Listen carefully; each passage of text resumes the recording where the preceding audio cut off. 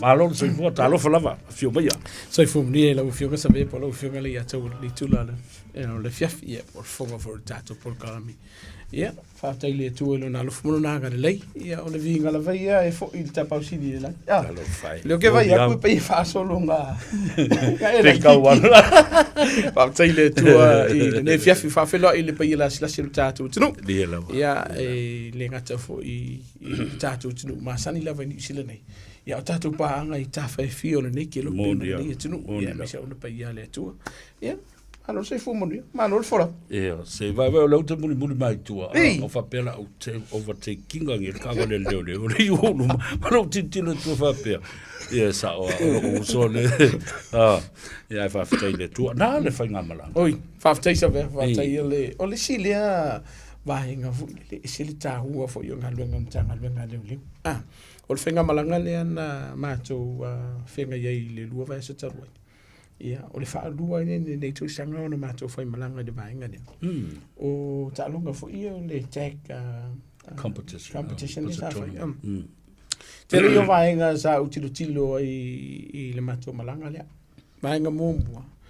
I le holo le talonga nei Samoa. O maso la tonu foi sei la o fionga le sa foi sa wola. Au fa ku long ku mar ko yo fia lu kalo fe me e mo i se me ai. Ele se nga yo kalo. Au tilo na ia ile a le fatino ina ya no ma fa na o talonga ma tali. O le fa le tu. O le mato la au malanga le no. O le upumonia, o la malanga sa to tele you so to fa fin de on tanga luenga le Pacific. Ia. Malanga mawolunga. Ia se so tanga la to mo la to ai ngai Samoa. Ia se so tanga o alo mafana u. O ai mo ia ma ko fenga luenga mo tanga lu. Ai ma to tele fe lo ite mi. Ia. O le sila le a nga o le mato malanga le. Sa mato malanga I fo ibanisi. Ele oni leo. Ia. O nisi fo o community o le tatou o tunu ia o nisi fo o woma pa ma ainga fo o lau ka fau vale ai o le vaenga tau ia mo le mako so ka e vatula o fa malo ma o fa tai ma tu o alo ma fa nau e le tu tonu tanga lunga le lo sa ma tu malanga fatas fa tai le lang lang o ia ma fa na ia sa I man rian ma tu fa ngamra ia man tu e lu ma tu na o le open mix fo le o tama matine sa ta ia mala o la masters fo le lika le na family e no le na malo o mo champini e no a to sanga na lu le nei le o malo le masters longa winga e ka fu ko son fo to fo ai si la e va to sa no ngalo fio e le satin si ia po le malo fo le malo ona le la sa fa ile matal no nga mo le fio nga ile minister fo lo we nei man tu e fo tanga le wa ese mai ia ta longa mai lalo o ta long o tal o onga manga no le o tu to tasi la vala ia le vaenga le ia na mata no ila ia le to developing o ta longa from the grassroots level wala popo o puto ta mai o le to faia ia le mata upuna ta o le physical education tono o onga ia wa telen me walu I taimi to le ngata o telefoni o isi me ai wa le to fia le ta longa na pe o la onga ele ngata o le o wino le mafofo o tamititi ai sa fa pena fo na o ina ia hola le you know living well and getting fit and healthier ma ni o matal nonga stemio le so o la sila mai mo ia ile tunu ile mafatal nonga na mo le fionga le staff o le laumatia manu le fionga laumatia manu Rinko Matthew Purcell o le silia vai ngai Peter silia na fata ko tono tanga lunga le ni silia la vai o lo soifua mano lo ina le ngata ile tino o le nganga ma le mafofau mo li mita mai tai on tanga lunga o le silia fo ile vai ngai a vele fa mo tanga lunga walo po moni sabe sau o mai li mita mai tai on tanga lunga o le lei mamano lo ina o la tu tino o le nganga ma le mafofau sa le fie na fatino nga o nei foi atu ula uta to ia o hiki ke dio ila tolo fa ia to nga absolutely o le vaenga la le mana ia te faftai fo I inisio te mali o halo fo I meta mafana o tato tunu o toi fo I tato tunu I Samoa fa ti nga wenga a wala upomonia e sele matango fio le vaenga le tava I Samoa ko hiki ake le ngu fa sumpo I favia e sele mana ia le vaenga ai o le vaenga tau o lava ile mato malanga e ia alo mafana o le tunu o kai mo le fa ko ele yo o I Samoa le I feiloa I o lato ainga mo o I nuu sa o mai nei o lato matua te mo o ni se lato kai mo muli le ngo lua family ono e o aku fuila e ile vainga fu tau fa Britania be culture shock fu ile vainga e la kai de kingo ai o le vainga le na matua tu e tala no ai ko kelo la ko ia family e tu fi fo e o lava fo I uso matu fa fine maoli sainga in para tlo matonga fo loko si fo ele ngata la fa pengo ka connection to the land ese le matonga fi awa me fai fo ona la tu silai ia ma fa masani ile winga le winga o le talong o le ngata talong la tu o le lau fanua o le ele fasisio manga o mea sa la tu leva ia tu nawe o ai se aso ma se tai au o fai ele por kalambele ale le ave hei la tu ia manisi fo ia ta ina ia ma fo fonga a to ia se tai au e fia o e tu tu ile tu ia o le sidina vaenga o ye to tele la tu le ma to fai malanga fatas le o ma to tu ta pena ma to te to tali watu ta tu no I Samoa ile masina fo e fatino la onanga mo tato tunu tato fo tanga io malo faftai ta wala na ile silsila mai bo fo ile tu ile nei fo ia fiafi ia o nga ngai fo io to favor anga leile tu e lungo le ala tele o fai asi pisi male o lo to ulo fo ti bunga base se ele wala fai mali lo sa o ngi fa o mi ka ula le apasole ia fa le e o mai la le wax ka o mai la le wax ia le beta wala le na ai si o me se update on isi o mata upu o wa o tato po club le Oe Male Tulafono ia faftai o nisi o vaenga le na tutupu ile vai asora nei malversen te vetu nei sa mea ua faisi te le oso fa ingal mtanga luenga leo ma ua mauai ma iloa il mtanga luenga leo o lo iai nisi o no fuanga o lo o fausia I manga o sia ile fala fasaina angu safa ioi o e misela vale vaenga le o le aisa tulu I al fafonga le tulu o le wa maka ko fo I mai I le vaenga le marijuana o lo o mauai la yo so fa ingal mtanga luenga leo ia ila to lo stoina le malwa ma ila to lo na to ngo sia la isa mani se fala fasaina e ave fo ila le tu lani pa tu fa afa tu wanga le tata o tu ila ma se la vale ngo singa o le fala fasaina le la isa ia mera fenomen metin fenomen peleta o ni se la to le bi a fai te si la fio ngo sia e tu tonu o lo ma o ta po lo fale ta vale e nisi o lo ai a po lo tu ai o le fautu wanga la vai mtangalu au ke ari kuku o e te utvia e ia va ngol mtangalu nga o fufanga mtangalu nga e ono te me mau e mtangalu nga lo se va nga fa pe lo fatinoi e ia le va nga mo sanga le mo te tauna tu u no fanga le fa ta di le o lo ia le va nga fa pito mtangalu nga la tu te va ia le va nga le mfeno balu pomonia o vai la au yo lo fanga va via na va via na apple o le ai ma le ma na va po soletino mai o po lenga pito silina taula I sisila mtanga lunga ia sa o po folele ke o pase me o no o vai nga ia o no nisi o fa o vai la au la to fa ngaina ia e to tele la to wala mai mtanga lunga mai molit fa ma lo mal fa tai pe ao lato fa o ile le manongi fo ile le wasa o ile ngata la vai o le falele ia e mesi fo ila o le marijuana ba ngala il fa la fa saina e ile vai ngol o fa ngai na ila to lo le ne fia fi sa ve mal fa fonga le tato tuno ne I fa manu o lia se fina ngano o i lātou lo pule lo lātou wola. Mana tusa. Te leia au wala o lo whaonga i nei lea tunu. E whaatino i nai. Ia le vaenga le. O le pule o lātou soifua. O le si vaenga lo whaonga i nei lātou. O le whaonga i nei lea o te tonu o lātou tābali. Fu lele o le mafa o le tābali ingoa i le whanga o na saua i lea. O le whautuanga na vai tātou utinu. Whailo te lotu tupu se vaenga whaapia. A weke aru kongo ka awari kam whai whaasau tātou. Le anga e whaisi maa losi o le kesi lea. E ke ua e arwako i maui. E whaale tō nunga. Ona le eile se fisosan. O le whautuanga. Wala leo. Wala unutanga luenga. Mua leo leo. Po unutanga luenga fuimu. O i la tau leo. O lo o iai vaenga whapito. La e whapito. O la tō whaongaina. E mwhaina sosani hata oi. Te leo isi vaenga o lo vai e te mine whais whatu tupule i la tō lo pulo soifua sa bea. O lo isi vaenga o lo vai a. O lo o iai lava le whai tete o lo tātou tinu. I le whaongaina o la tō sa. I lungo o tātou o wala. Dangerous driving.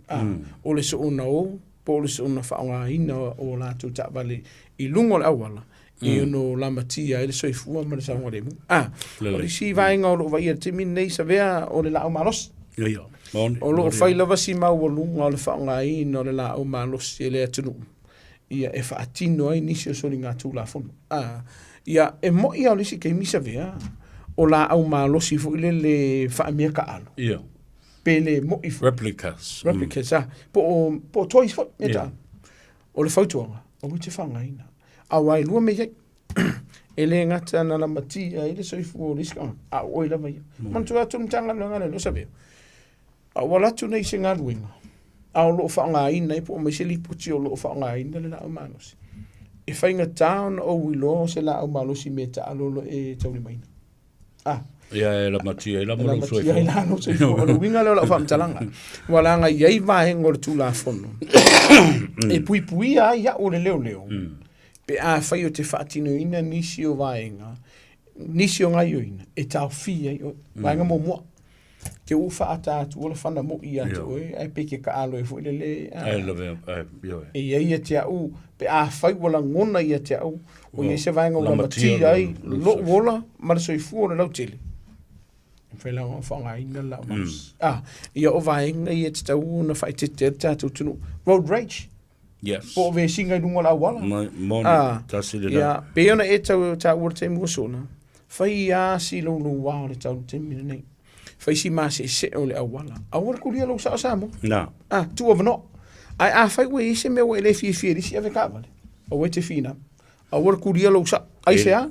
Yeah. I te le o mal malamba po i ni se la tolo feo i mani ya penga. Mani la au malosi po ani se vai. O le sile vai ngolo va i le matanga no. Lua ka vale. O le fi si o ki pi si ya lanta vale. Fai lo kuringa. Ai o kuio. Fai fusua. Fai inga di saunga le mu man soifua. Mo vai inga la ie. Lava lau on sa in nei temi la. Lava pali. A mese a temi nei. E ile research sa mātou whai. Ai mese la mo le osh ia whapefo i le saunga le mu tono whai whinga luenga. E te alo le i tu lau sifulu ma le lua wa amata tau mawhitanga se ioma le tau le lua. O temi sili on fo lea onga i le e whata mala i o tangata i tono ngaluenga. Ia whata mala la i ngaluenga.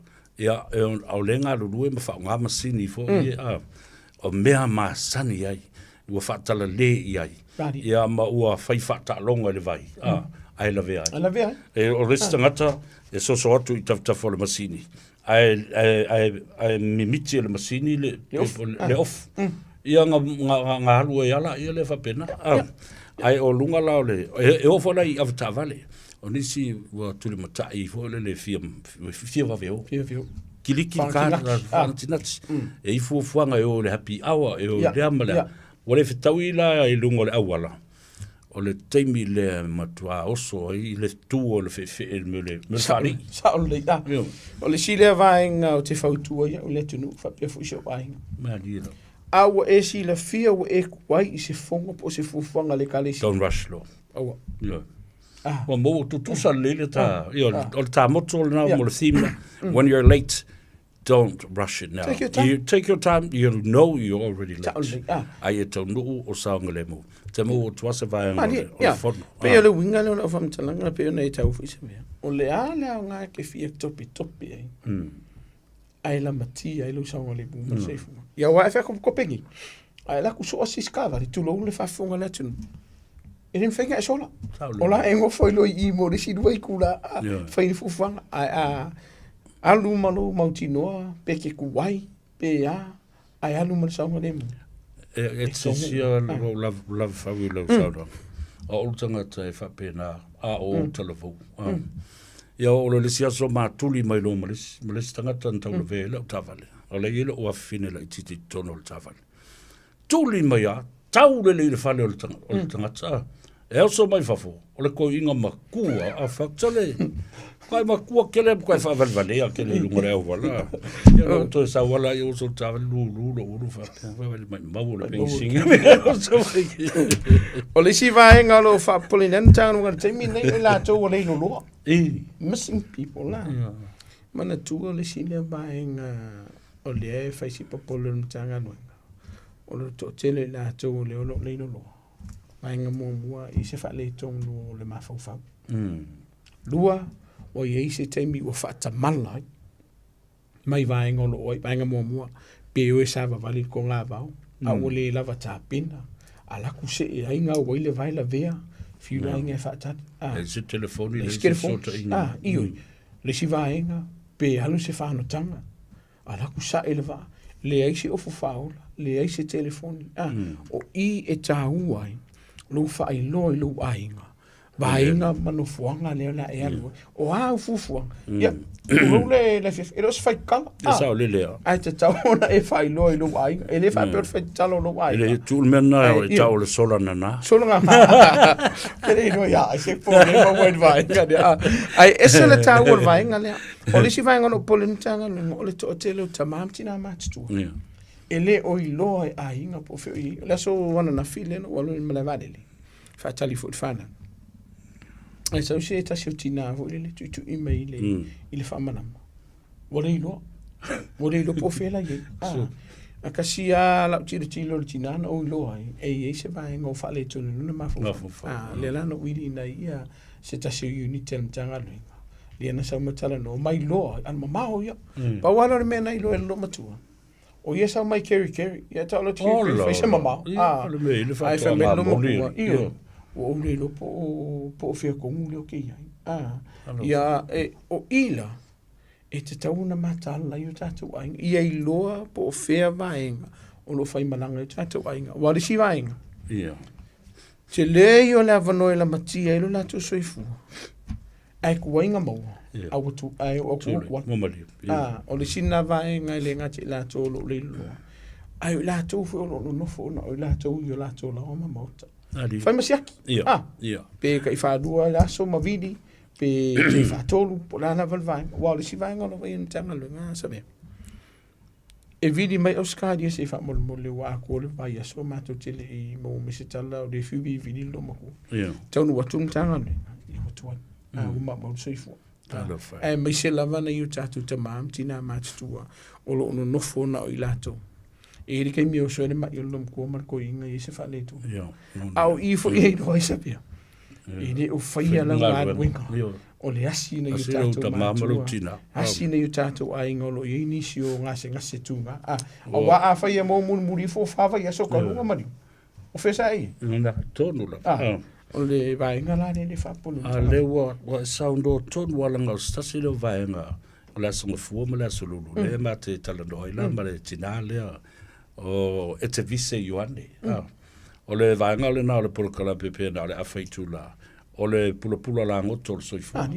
Ai matala doa la wala i le service e whai mō tātou o mātua. Ma le ngasele o le dementia. O nisi o mātua.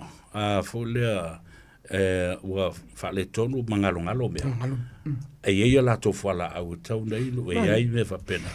Ai e nofo lava. Alu ase mai male whale. Tau nei istanga te vai.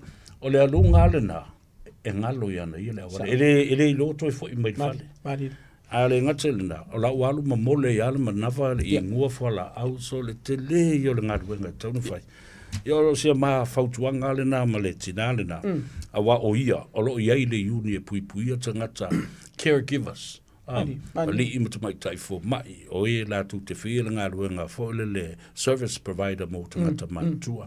Yo le tele yo le oa au mai le na fo tina ale o tata le no tu o ia vai. Mana tu o ve fo ne fi e ba tu le fa malo mal fa tai e tolo pulo ye la tolo fo yana ngalwenga fi ta o le ingo tatu te mam tina matu e fa fele tu fo inisio tu asina sina sio matu ai tatu ai tatu ai sina tama yanga o mtu ai sina ya te va ya Marcelina si fio e o lo ina pula la ngo to so fo mo ti ti le ntanga lenga e le fa mo fi monila o le sile me lo to te le ni se la to lo mo li en tanga lenga ona o le le ona ba ai o tamam tina mas tu o tato ai fa tamala e le tanga tamatu nga lua ko fa fo le patulo o lo na mota e le lo ko fo i mai monila sa avela fo tu nga inisio ai nga o le lo tupo i vanga fa pe o lo iai va henga o nanga e mafai ona tu o se tracker po se va henga fo ile o la tu au i lo ai le va henga lo i wa a misi mai mo tatu ai e fai ngo fie ono tatu sa ilia ono lo iai va henga e mani toa e lo re ko ki se fa pretani pe ia se GPS fo ile ai lo le ia le va henga lo i va ve ona su e masa ili mamo nei le o le o le va henga la le va tu fa fo tu ngai avela fa mo mo ne tatu te mamtina matu e to tele o le tatu tu e fo nei tatu wainga ua fa ku nga ia nga ruinga ai avela fa mo mo ile va ingo tatu te mamtina matu lo su fa ku les o le va inga le o le ko so vai eso e le o singa ruinga fa ingo fi ai o le tele o le fa sa o ino lo latu sa ngole mu ma so fo pe fe nga ka wo te mo solo e mo kingoa e ingu fola au te me tau nei noi. E tau mafa pe tau sami le teimi. E te tau ona ia. Ona o le sila vaenga o le ua penu tau o te ingo sola sa mea. Ua moholi a inis.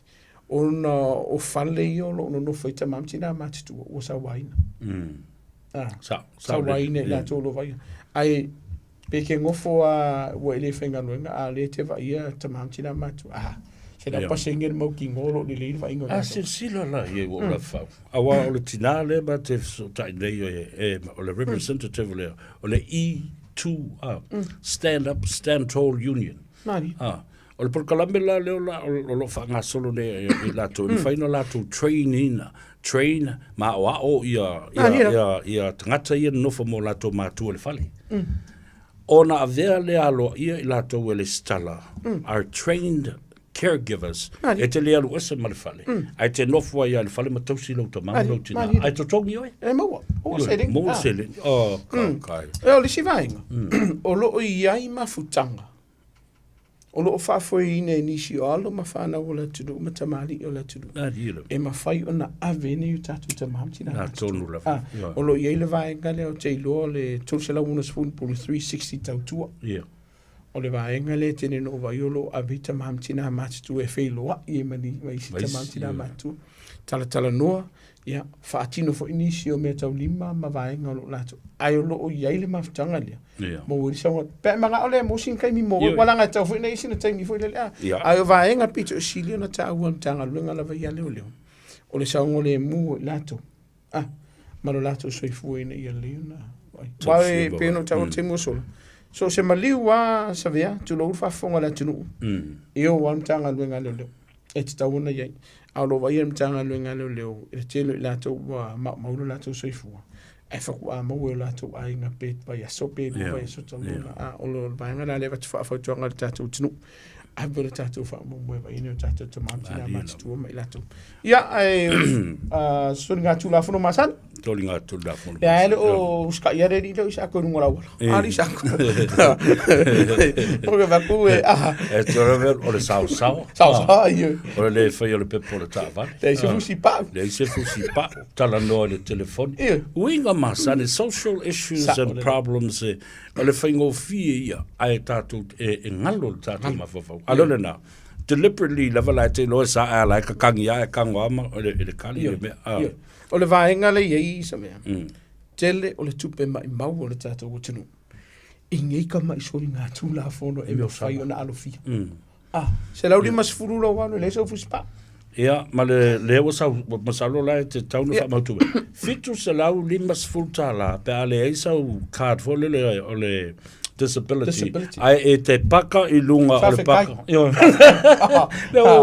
le pumongia le anga o le si le vaenga ma dielo wa yai le vaenga fo le pe ua faale kia le amana ia vai maulalo vai maulalo e se lo fight o le asona nafi sa o vai e se tasi o paka i lunga o kako paka dia ele e se ticket ma lo mangaku e masano ai si so le ai se fa le so le aso mai fa foi de ai ma lo si ako le la go vine no spaka o ke foi mai na si pico la le ta o le ta la fata oi o la we ka ko spaka no biga a fai ke si la fia ele o ai se mana unga fa pito ia te oe o se ngase tu nga po o e foi nga lus fulu nga limas fulu ke le i Pai sisi me ke pakat. Na, whaavanoa le. Whaavanoa. E mau ki ngoa, o lai manino le lei. Paka ia, mo i la tōlo, i mana onga whapito. O lona winga, e te tau o na whaavanoa mo i la tau. Ia, o ke whawhekai fixe lau? Ia, fixe lau li masfur. Ia. A whai wa maua o ia kala maki rai. Walanga e, o le sira vaenga te tau na awe ila tatou whaamumua.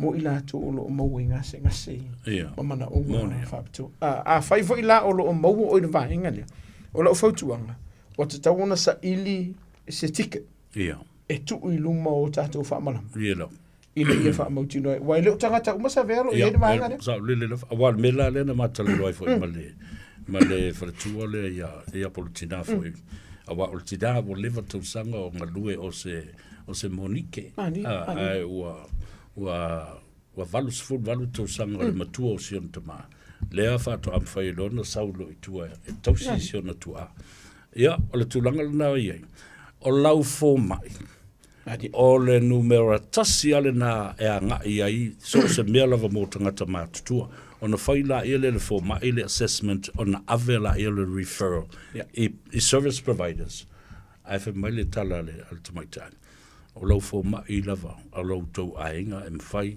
o na whaia uma mea matala ai ka inga ora o rangata mariki o a uma work and income support any social provider o anga i o tātou mō tātou mātua. O tātou mātua. Awa fui ke whaia ne mea o le whape o lawa le mai le kāra lom ko marko i. Ia le nā. Awai mantu o tele o tātou kātni. Mai ea ma numero o tāwa le tau na whawaini. Awa fui ke alu a mai le kat kua ea ne ia whaingo whinga e laka i or whiri maki. Ia le nā. Ia le tau na whaia le vaenga. O le sidea vaenga e te tau na awi le tātou whamu. Se a vai ko foi lala e paka le se paka se no ku mas ku inga la fia se tava se ku lava ngo vai io nei vai ngala tia e peno tau te mu sola o lunga lava io la wala ono tele la verso tu la fono no fatino ni ai le ma fai fo o nga fiu le mtana luenga e aba ku lo sala e fiu ya me ga mo ku me kanga o le si vai nga mo le si de fiel tato tu nu sabe o lo to tele tato tu nu o lo vala au mai mo ni lipoti al mtanga luenga leo pe a failea o lo fia liu mai ia ni na yo walo mai Samoa e le fai en tanga luenga vai nga le lungo tato na lo fautuanga po fea lava pito nu olo e iai. Wa ai te tono tato whamsino. O i leo lo o whai e tato li poti e le ta ua le criminal history report. Po tato li poti e i o sori ngā tulafono. Po alawa nisi o vaenga. O le whare whamsino e whai e li poti. Wa e sauru mamtanga nui ngā leo leo po muni e savea. Ia, e ki kilo se meo le koru le whawa ia so e whatu. A o luma lava ia o le official whamsino. E lo le poko whamasingo. A o luma o le vaenga le o mai tato information po tato reception. O i nao lo o maua i le avanoa. E mawhaina whato ai la mataupu. Mo se li poti. Ia wale li uina mina whanau mai Samoa. Malo, whaftai. Eo le sila mea leo tau tele. A wai e eifo i tamaiti e misi. I lea taipi o no kidnapping. Tali. Ta alo ata baiti lu mo le ala tele, malu mātu le fale, ia ai tātou te leilo atu. Ai tangata e leanga o lātou winga, ma whau leanga. Nai alai ona mafua o na leilo loa, ia tamaiti ma ave tamaiti. Au le mea tupu Samoa. E leilo loa o tamaiti. Ai o lae tonu whape o ni anganga leanga, mo umi tele li toi maua isi. Te nei tifo le vaole tai se fulu lua. Tru fato sanga le matu. O e ta ua le vaenga le wano mawhana. Matua. O ke muso ke sau ke ngofo foi le morfaske por fale au ta alor fana. I fafo. Ya usavia. E siri ya kule o ka me ke kalo. Na le fa vai no telefoni por ka. Iela. Te le o vaenga i ta ua le vaenga le ai pione ta ua. Wala mati e la man soifua man sango le mu o fana. Moni. E iai vaenga o tulafono po ai inga fo ia mtanga luenga leo. A iei si ua misi mai lo ai. Ngai nusu mal fai tuna. Ola fai tuanga u ki whakati.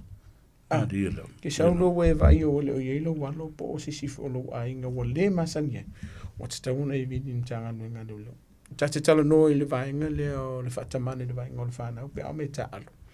Ai offer te mi sava vali il fana ya wa on. Ja, monia. E offer te mi sava vali il fana inisio por kala mele kala sia. Se ka fa ir kala ho ni se o ki pai. Ja. Alu mo moli le fana. O tele inisio matu. O mo moli fanga i pakaka al. E ku. No ma le ta o mil mo singi pe. Kala ya. O i e te le o no fanga fa tele no fanga le. Monia. O le tele i o le avanoa, i ono la matia i saunga le mu, ma le soifu o le whana. Vaenga mua. Ke upa uska me kiki ngau se pai. Elo Isis. Ne elo Isis. Lua, o lo ieita i whau o nisi o lato o lo o whea i fu lele le ingfuspa. Ke ua ai eska me kiki. Tolu. E iei lato pio ne eta ua lo iei i winga mata ngā fu lele whatino ina i alo ma whana. Lela au kuingo fongo i paka i e whatadi. Matua. E te tauana e iei te mi umolo i alo ma whanau ino whanga whaitele. E o fo i lai vaenga i o leo le whanau tulu Samoa ma le whaafonga e whaonga ina ia whanele tau. Alu e avel ka maiki.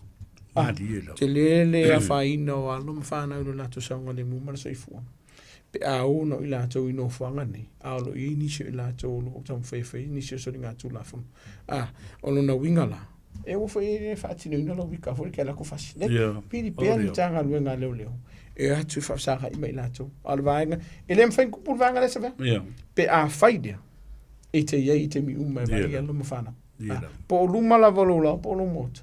O ke fa ka malai wala nga ia ban vaenga. Sasi. Ele leva no sasi e la u fai unga po la wa fa ta malai.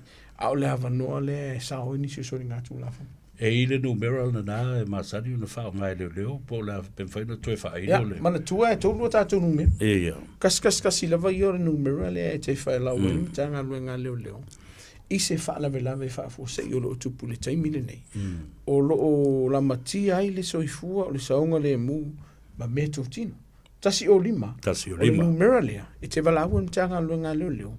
Ai le o se fa la ve fa fo se. Pa wale o longo numero de sabea. Ona e te whaatali lungo o tātou leina mosina taimi.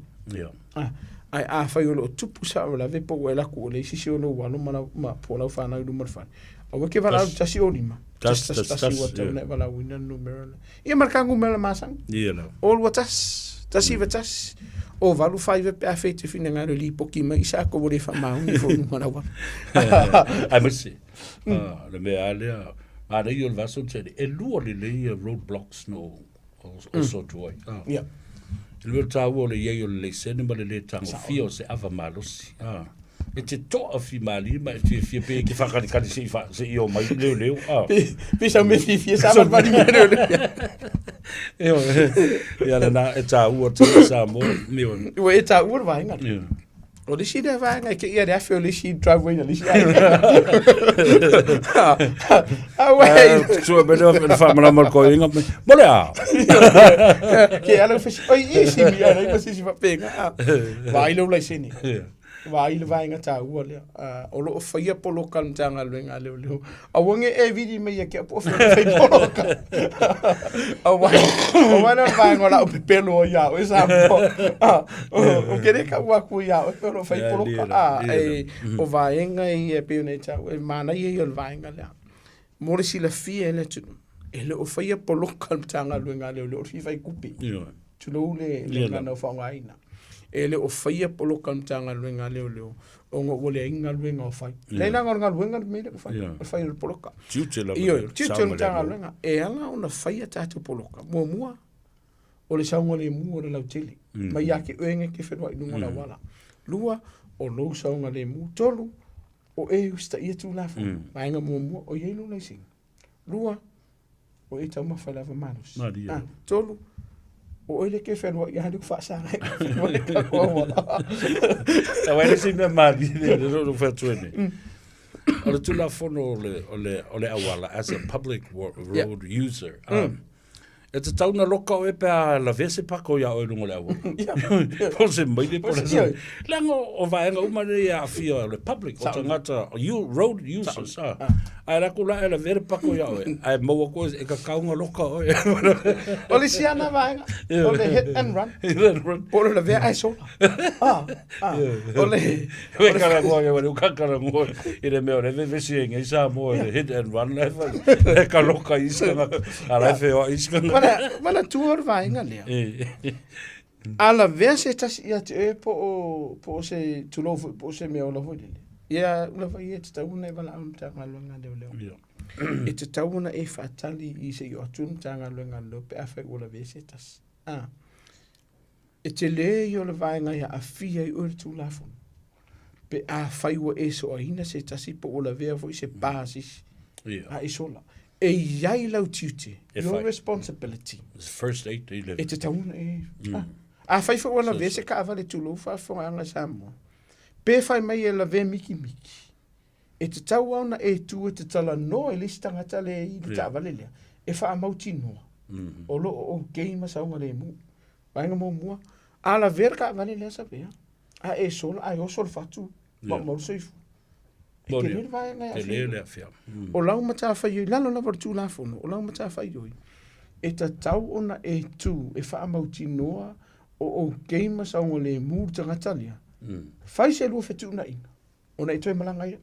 Ia. A waila e istangata maadi o la toinga. O waila kulo so ar ka awale a les tangata e fiu whakalikari e re sau. Ngai tangolori a kusa no ta. Ku ia ingalo i ngoa malau ke le fonga. Maria lo fina ngalo. Call me. It was a little hit, but you know, I feel that you know, I should let you know. Befa maungi. Ara wana kusi mele no twa mai. To family o so ara ka vare ngai pakasise. O vai na ia mo si fia la tunu. Vai le fa pe ke so man tu la tunu nei. O tele me pu e hata i lunga la awala. Yeah. E ke fiwa la ke so la. O ia i la fiwa sa vea. Ia po o la fa fonga na nefia. Ia. E mkwa le ia sa ungu fongo pe ala vesi.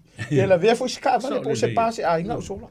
E fa tu ulu lo tama fa o ila. O le conscience le na mo le tanga. Ia, e sa le ia o ila. E ono mo li ai oi. I le tulafono. I lo so ina le po le ia se le se la vea a e sola. E ta ua lo nofu. Pe a fai le vai mo o lo ia se tasi o la vea. Lua o lo ia nisi tu tonu ta vale o mana mia au mai e fafo pe ia. Ia. Ai a fai wa la ku so ar po mori. So ar kako pa. So oli si fale ai le ese si o fain. E te taua ona e lipoti. Ia, lipoti. Ia. Au ke so. Au ai mo wa. Wal mela le lo tupu nei. O vebo tatou o tangata kirisiano. Mari. Ia tangata Samoa. Ai sila la iai. A so al Samoa le tangata. E sola Samoa. Ele alu ele tangata kirisiano e alu e momori lona tangata i leo. Ma le ofisa leo matau ye. A o tangata lau tele o niusi, le o lo tu ele tal tonu i le tu. Ai ala ve el tangata. Ele no fo le na tangata ele no tu ele tu. Ai alu sa o tau i le bio. E ai mafuanga sabe? Le se la isengi. O la sa o nga, tu lo, fa fanga nga lo tu. au te popole I vaenga ia. Ai te tauna sila le vaenga waru pumoni asa vea. E ke fiu ngai ke sola. E ne tunu. E maua oi. A le vaenga pitu silin taua o lo whaamatala I o usisi. Ma avele Oe Tulafono e mōlia oi le la vea o le kāwale. Ai le se sori ngā Tulafono whaapopo. Ia wā e sola. E ese na ave oi le la vea o le kāwale. Ai ave ma oi o mōlia. I lo so ino le tāwale. E sola. Ia, a mai o le tāua la nā o le Tulafono le nai tila fo ia ia whamasino manisi o tutu mo to as mitigating factors. He admitted and came forward. Sau lava le teimi in topu, le whala vi lavi. E la le afo, le wha ma avenga sa teimi, la fo sala. O le vaenga tāua na, o le whautuanga la nā tātou tunu. Te tauna sila I vaenga ia alofia nisi o vaenga I ono oi tātou whamsinonga. Ono lo whatamang. A koe la vea la se si asola. O ngi fa pena kele do langa le wana ku ka kala. O le wana ku ka ko por kala me o le si vaenga savea a fai te si la fia wa au mai se fa tonunga ia te oi ele matanga luenga le ele te tauna e toe felwa I lungo le awala se I lunga e mawalo lai sini pe ua mo se ia fu le sine mo le tolu masina ono nisi o vaenga ele ngata tango fio lava malosi po ka ko te merit point to over o la o fautuanga mana tu wala no Samoa fa mo ai se a ma wo entanga luenga le wai lava yo ka valo lo efelo e to sorta vale na mo lu suma valuaso o le a e tu wo le famsino ma ko fa o popo ai le umi e ta fia pe ave se lo le sin ia o le fautuanga lava Samoa fengo fia yo ka Nalo. O si tae Tulafono, sau whanga mai Oe mai nisi o morianga o no oi oi. Leo ska Tulafono, o whamsi ngong harkati. Ia, o whamsi ngong harkati. Ia, le nā. Ia, ono o le tātaimi, ia e whaftai I le. Whaftai. I le avano, o tā whaasoa I fōi, mamoa le ata. E tali e, a le mamoringa o le tā u o le sāwari. O la e mai va pe kan vai ya sa ve mal saki ka yera o ia e kwa kukui mai e ala ga ika o ngora ya le fai wina tato por kala mene fi sa ve mle tu fa tela o fionga e fa pe fo tato va fa sa la mo ne ia va no fa auro lo mo ia tato por kala mi sfari ta si Oe Male Tulafono so sandi tato tino ia va tu fo ile fa malo ia ile tama fo ia tamilo ma le tau si amati lo fa fo me tato por kala mi Samoa o le aungo ni por kala mi longo puili ina lo pa ia mo lo to mama I va ngo le Tulafono e fa sa ina mai Oe mai nisi o va ngo no afia I oi ia ma e mana mai laua ia te tau asana. Ia whamunia le atua I fufanga ne weekend man por kala me o lo toi whapea fo ia le uso ia Isaac whapea pa ia o tātou tunu maua se weekend fifia ma se weekend manuia I le lofo le atua tau puleola le lofo le atua le vesa fau tātou tue wheloa I pēa ngalo le ia ana nei tuna le fiafi so I fua mi manuia. Alo whaftai o leo ua seu I whanua le sao noanga fau ia e maise fau o le whatamasuari inga I le ngata I whale ia a wale ngā ngaifo whaiva sa whenga iai le neiva yaso atoa whaftai fōi ua toi taliu mai manuia le whainga mlanga I le la toi le tai le ea ma le vasa ia anga le leile tua titu ma whaiva e maise fōi o le whai unga le neiva yaso tuli mata ina lava yaso tātou e wheloa iai ia o whaiva mo ia whaasoi fōi ia mai manuia